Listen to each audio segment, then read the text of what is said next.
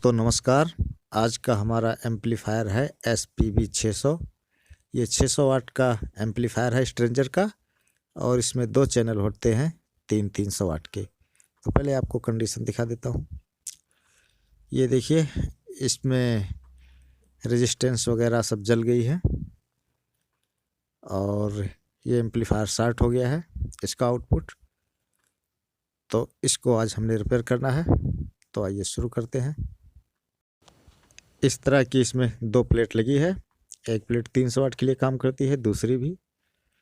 तो ये पहली प्लेट ऊपर की हमने खोल दी है और ये देख सकते हैं आप, इसमें 12 ट्रांजिस्टर लगे हैं एक प्लेट में 300 वाट के लिए। और ये इसका ड्राइवर बोर्ड है, दोनों चैनल के लिए अलग अलग ड्राइवर बोर्ड है। तो इस आउटपुट बोर्ड को खोल के बाहर रख लेते हैं।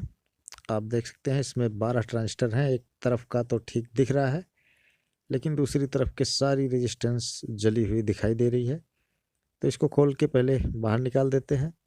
जितनी रेजिस्टेंस जली हैं उनको चेक करने की ज़रूरत नहीं है, वो तो ख़राब वैसे भी दिख रही हैं। तो यहाँ से हमने इस प्लेट को निकाला है। नीचे एक प्लेट और आप देख रहे हैं दूसरे चैनल वाली। तो पहले पार्ट्स निकाल के बाहर रखते हैं जो ख़राब हैं।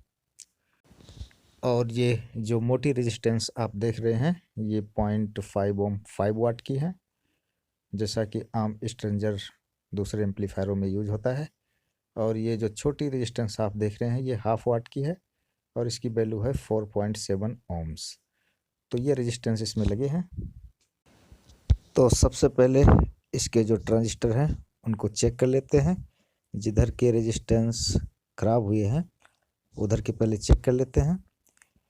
तो ये जो पतला प्रिंट आप देख रहे हैं जिस पे रेड प्रोब है ये बेस है और जो मोटा प्रिंट है वो एमीटर है। तो base to collector, base to emitter, इस तरह हमने चेक करना है। बेस टू एमीटर कोई कंटिन्यूटी नहीं। तो इस तरह हमें इसको चेक करना है। Base to collector, base to emitter 450 से 500 ओम्स इम्पीडेंस बताना चाहिए।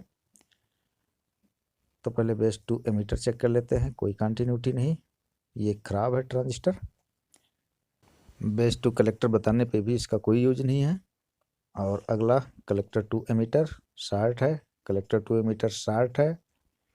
तो दोस्तों ये ट्रांजिस्टर अगर एक शॉर्ट हो जाएगा तो अपने आसपास वाले को भी वो शॉर्ट ही बताता है। सही तरीका इसको बाहर निकाल के चेक करें। और या इस ट्रांजिस्टर के बेस और एमीटर पे जो रेजिस्टेंस लगी होती है उसको निकाल के चेक किया जाता है। तो इसका इधर का तो सारा खराबी था, वो तो निकाल ही दिया है। दूसरी तरफ का भी हमने चेक ज़रूर करना है दोस्तों। चेक इसलिए करना होता है कि अगर कहीं कोई एक ट्रांजिस्टर लीकेज वगैरह रह गया या ख़राब रह गया तो वो सबको ख़राब कर देता है। तो 6 तो उधर के ख़राब मिल गए थे, बिल्कुल उसी तरह इधर भी चेक करना है। तो इधर भी सबको ऐसे एक एक करके चेक कर लेते हैं। Base to collector, base to emitter, इस तरह सबको चेक करें। 450 से 500 ओम्स के आसपास बताना चाहिए। कलेक्टर टू एमीटर दोनों तरफ से कुछ नहीं बताना चाहिए। तो ये 6 ट्रांजिस्टर जो दूसरी साइड लगे थे इसी प्लेट में वो हैं। इनकी रेजिस्टेंस हमने ओपन कर दिया है, उसके बाद चेक कर रहा हूँ। तो सोल्डरिंग आयरन की मदद से इनके बेस एमीटर से थोड़ा सा इसको सोल्डर आयरन रखेंगे तो ये बाहर निकल जाएगा। लेकिन इससे पहले इसके स्क्रू खोलना होता है दोनों। और इस तरह जो ख़राब ट्रांजिस्टर जितने भी हैं सबको बाहर निकालना है। और बाहर निकाल के भी इनको एक बार चेक करके तसल्ली कर लें और जो लगे हैं उनको भी तसल्ली कर लें। तो ये हीट सिंक भी बाहर आ गया इसका। और इस तरह सारे ट्रांजिस्टर आप बाहर निकाल लें, दोनों तरफ के 12 के 12 एक ही बार में चेक कर लें, जिससे दोबारा इसके मॉड्यूल को कस के और दोबारा खोलने की नौबत ना आए। तो ये इसके हीट सिंक हैं। और अब पहले फिट कर देते हैं रेजिस्टेंस, नई ट्रांजिस्टर डालेंगे बाद में। तो ये 0.5 ओम 5 वाट की रेजिस्टेंस, उसके साथ में 4.7 ओम्स 1/2 वाट की रेजिस्टेंस है। इन सबको पिरो दिया है और अब इनको कर देते हैं सोल्डरिंग। प्रिंट वगैरह का भी ख्याल रखें, अगर कई बार ट्रांजिस्टर इसमें बदले जाते हैं तो प्रिंट उखड़ जाता है। इससे पहले भी ये पता नहीं कितनी बार रिपेयर हुआ होगा। बहुत पुराना, कम से कम 10 साल पुराना एम्पलीफायर होगा। 600 वाट का आजकल तो बाज़ार में देखने को मिलता नहीं, 2 चैनल वाला, इसमें 300 वाट के एक चैनल और दूसरा चैनल भी 300 वाट का होता है। ग्राहक ने बताया कि ये करीब 10 साल पुराना एम्पलीफायर है और इतने सालों के बाद भी इसका मेन ट्रांसफार्मर, फिल्टर, कंडेंसर सब वही है। ज़्यादा से ज़्यादा इसका ड्राइवर बोर्ड, जो कि दोनों चैनल के लिए अलग अलग लगाए गए हैं, वो ख़राब होते हैं, उसमें थोड़ा मोड़ा नुक्स होता है, या फिर ये जो मेन आउटपुट बोर्ड है ये ख़राब होता है। बट ज़्यादातर मामलों में वोल्टेज का फ्लक्चुएट होना इसकी खराबी का कारण बनता है, और कई मामले तो ऐसे होते हैं जिसमें जो प्रोग्राम के टाइम जनरेटर जब ऑन होता है तो उसी टाइम मशीन को ऑन कर देते हैं। चाहिए यह कि जब सारे लाइट वगैरह लग जाएं, जल जाएं, उसके बाद मशीन चालू कीजिए तो ज़्यादा सेफ रहेगा। और ये रेजिस्टेंस जो हमने ओपन करके दूसरी तरफ के ट्रांजिस्टर चेक किए थे और नई रेजिस्टेंस हमने इस पर डाल दिया है और सारे ट्रांजिस्टर को बाहर निकाल दिया था। आपको दिखा देता हूँ एक बार। ये हमने सारे ट्रांजिस्टर बाहर निकाल के एक एक को अच्छी तरह चेक किया है, और जैसा मैंने बताया मल्टीमीटर से इसकी टेस्टिंग वैसे आप कर सकते हैं, या फिर हमारे वीडियो भी देख सकते हैं। ट्रांजिस्टर कैसे टेस्ट किया जाता है इसका वीडियो अपलोड है। तो ये सारे नए ट्रांजिस्टर हैं। अब इसको इस पे लगाते हैं। पहले हीट सिंक रख लेते हैं और हीट सिंक के ऊपर इसको लगाना है। थर्मल पेस्ट लगा के फिर लगाना है। इसमें सीट का इस्तेमाल इन्होंने नहीं किया है। जो पैकिंग होती है ट्रांजिस्टर पे लगा के फिर इस हीट सिंक पे लगाते हैं, वो इसमें नहीं लगाया गया है। तो इस तरह सभी ट्रांजिस्टर पे थर्मल पेस्ट लगा के इसको अच्छी तरीके से फिर इस पे फिट करके इसके स्क्रू कस देना है, और उसके बाद इसको कर देना है सोल्डरिंग। ये सारे नट बोल्ट पूरी तरह टाइट होने चाहिए। तो आप देख सकते हैं ये सारे स्क्रू अभी लूज हैं, इनको अच्छी तरह हमें टाइट करना पड़ेगा सभी स्क्रू को, और फिर इसको सोल्डर कर देते हैं। इसकी जो ज़्यादा पिने हैं उसको काट के फिर इसको सोल्डर कर देते हैं। तो ट्रांजिस्टर के जो पिने बाहर निकली हुई हैं इसको पहले काट देते हैं। बराबर से थोड़ा ऊपर काटना है जिससे सोल्डरिंग करते समय प्रॉपर पकड़ बन जाए। इस तरह सबको काट देना है और उसके बाद फिर सोल्डर करना होता है। तो ट्रांजिस्टर सारे लगा दिए हैं। हमें पहली साइड 6 ट्रांजिस्टर ख़राब मिले थे और दूसरी साइड में 4 ट्रांजिस्टर ख़राब मिले थे, तो उनकी जगह नया लगा दिया है।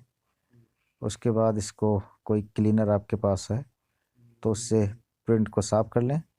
पेस्ट साफ़ हो जाएगा तो साफ़ दिखेगा। और अब हीट गन है तो उससे इसको अच्छी तरह सुखा लें। इस तरह ये प्लेट साफ़ हो जाएगी और प्लेट भी सूख जाएगी अच्छी तरह हीट गन से, नहीं तो थोड़ी देर इंतज़ार कर लें।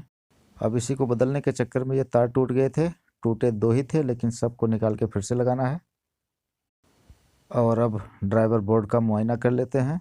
ड्राइवर बोर्ड भी चेक करना बहुत ज़रूरी है कि यहाँ पे तो कोई दिक्कत नहीं है। तो ये एक रेजिस्टेंस आप देख रहे हैं ऊपर डायोड के पास में जली हुई दिखाई दे रही है। ड्राइवर बोर्ड A940 और C2073 का इस्तेमाल इसमें किया गया है। स्ट्रेंजर वाले यही ज़्यादातर यूज करते हैं। तो ड्राइवर बोर्ड में रेजिस्टेंस के अलावा एक ट्रांजिस्टर भी ख़राब था।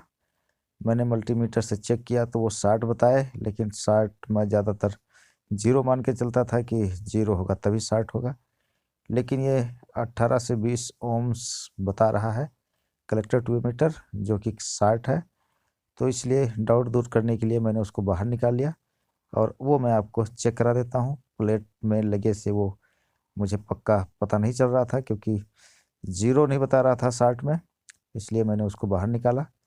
और ये है BC558। ये एक PNP ट्रांजिस्टर है। ये कलेक्टर टू एमीटर 17-18 ओम्स बता रहा है। इसको कुछ नहीं बताना चाहिए। तो मैं ये सोच रहा था कि कहीं किसी तरफ से सर्किट से घूम के ये बता रहा है, लेकिन डाउट दूर करने के लिए जब मैंने इसको बाहर निकाल के चेक किया तो पता चला कि ये 60 है। ब्लैक प्रोब इसके बेस पे लगा के चेक किया जाता है। बेस टू एमीटर कलेक्टर ये ओपन है, लेकिन जो कलेक्टर टू एमीटर है वो आपस में 60 है। तो ये वो ट्रांजिस्टर है, आप देख सकते हैं, नज़दीक से दिखा देता हूँ, जिसको हमने अभी बदला है, यहाँ लगा था।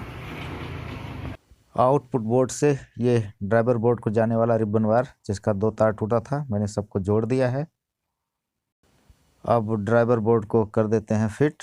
तो ये ड्राइवर बोर्ड फिट कर दिया है, और अब आउटपुट बोर्ड की प्लेट इसके ऊपर रख देते हैं। प्लेट को बाहर निकालने से पहले ही एक फ़ोटो उसका मोबाइल से खींच लिया करें, 1-2 जितनी आवश्यक समझें। इसमें ज़्यादा कुछ लगा नहीं था, 0 प्लस माइनस सप्लाई और ड्राइवर बोर्ड का रिबन, और जो दूसरी तार आप देख रहे हैं वो थर्मिस्टर के लिए लगाई गई थी। तो बस इतना ही कनेक्शन इस पे था, ज़्यादा कुछ था नहीं। तो ये हो गया फिट।